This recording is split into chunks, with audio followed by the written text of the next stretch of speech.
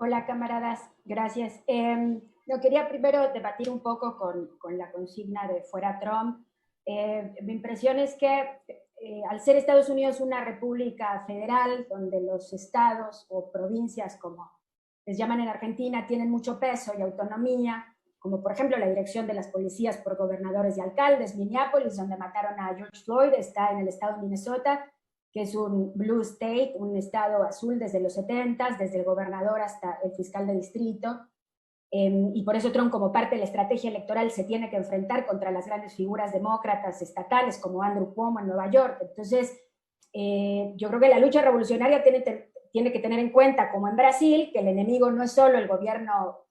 federal, republicano, sino también los gobernadores, que en muchos casos son demócratas. Entonces, el problema de decir solo fuera Trump es una simplificación desde mi punto de vista, más aún con elecciones en 3 meses y muchísimo peso del mal menor, donde, como ya dijeron, grandes figuras del movimiento negro como Angela Davis lo están apoyando, pero incluso las víctimas de la violencia policial racista lo están apoyando. Entonces, el fuera Trump sería leído en Estados Unidos como cualquiera menos Trump, es decir, un apoyo implícito a Biden en la campaña electoral que está muy cerca. Me da la sensación de que el problema de fondo es subestimar la cooptación demócrata y el peso del mal menor que va a operar hacia estas elecciones. En segundo lugar, quería referirme a la centralidad de la lucha de clases negra en Estados Unidos, porque el asesinato de George Floyd obviamente conmovió los nervios de la sociedad estadounidense. Este país fue fundado con la esclavitud, los negros no tuvieron derechos civiles hasta 1965, fue la lucha antirracista con los trabajadores negros y sus aliados de la vanguardia lo que puso fin a las leyes Jim Crow, pero el Estado y los capitalistas de Estados Unidos han demostrado una creatividad ilimitada en su capacidad para revitalizar y armar el racismo basado en el racismo estructural, la brutalidad policial y el encarcelamiento masivo de personas negras. Entonces, desde la guerra de independencia, pasando por la guerra civil, la lucha contra la segregación racial hasta la fecha, las masas negras han volcado la situación de la lucha de clases, demostrando que una de las grandes tareas revolucionarias en Estados Unidos es la total emancipación de las masas afroamericanas. Ahora, justo por eso,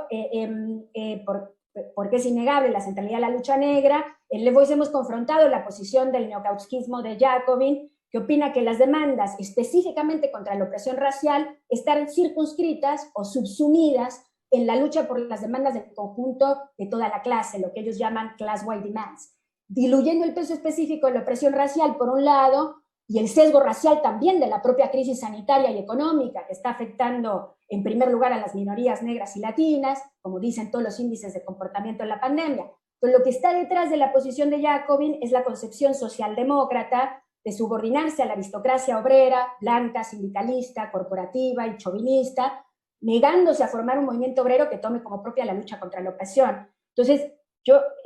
nosotros, y yo creo que la izquierda, queremos aprender de los errores de la izquierda en Estados Unidos, que por un lado se disolvió en los movimientos sociales, renunciando a unificarlos con la clase obrera y a construir un partido de combate en la tradición de Lenin, como un amplio sector de la hoy extinta ISO, International Socialist Organization, o que por otro se concentró en hacer sindicalismo sin pugnar porque la clase obrera estadounidense rompa con este corporativismo impuesto por la burocracia sindical y abrace como propia la lucha contra la opresión racial. Entonces, nuestra perspectiva es la de luchar contra la opresión con hegemonía proletaria, para enfrentar al Estado capitalista de conjunto. Ahora, ¿quién puede hacer que ese programa se encarne en sectores reales? No se puede renunciar a la tarea de construir una organización revolucionaria. Trotsky le dio una importancia fundamental a pensar con una gran imaginación, intransigencia estratégica, las vías para construir una organización revolucionaria en Estados Unidos. Lo hizo en lucha política con Cannon y la dirección del SWP, del fruto de la experiencia en las huelgas de Minneapolis y Toledo, las iniciativas de Trotsky, surgió el SWP estadounidense en 1934, como fruto de la fusión de la Liga Comunista de América y el Partido de los Trabajadores de América, que dirigía Muster. Después, en el 34-35, Trotsky empieza a dar una lucha política al interior del SWP para tener una táctica especial sobre el Partido Socialista, lo que se llamó entrismo, giro francés, que se estaba nutriendo en nuevos trabajadores y elementos jóvenes que habían sido impactados por los eventos internacionales, como la derrota del proletariado alemán y el ascenso del fascismo, y comenzaron a radicalizarse. En junio del 40, nuevamente en discusión con Cannon, quien se negó, y la dirección del SWP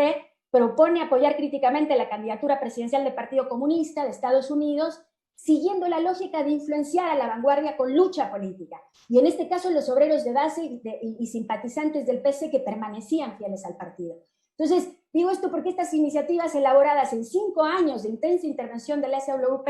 tenían el objetivo de buscar que el programa revolucionario se encarne en la vanguardia, y esto es imposible sin tácticas audaces, lucha política, con intransigencia programática, siguiendo el método de Trotsky. La emergencia de una organización revolucionaria en Estados Unidos no podrá darse sin esta lucha política. En el DCA, tácticas especiales hacia la vanguardia y los fenómenos políticos más dinámicos, claridad programática, experiencias comunes en la lucha de clases, ahí donde sea posible, de la izquierda y la vanguardia. Y por eso quería rescatar lo que dije antes, que el Le Bois, con una orientación que podríamos llamar izquierda, lo que estamos haciendo es intentar influenciar a esta vanguardia y a la izquierda mediante la lucha política y el programa, con el objetivo de organizar a los elementos revolucionarios o aquellos que giran a posiciones revolucionarias, hoy dispersos en un país continente federalizado, donde hay que unificar a la vanguardia tras claras banderas programáticas y hacer una experiencia de los fenómenos base izquierda que dé la realidad con creatividad, con flexibilidad táctica e intransigencia ideológica, siguiendo a Lenin.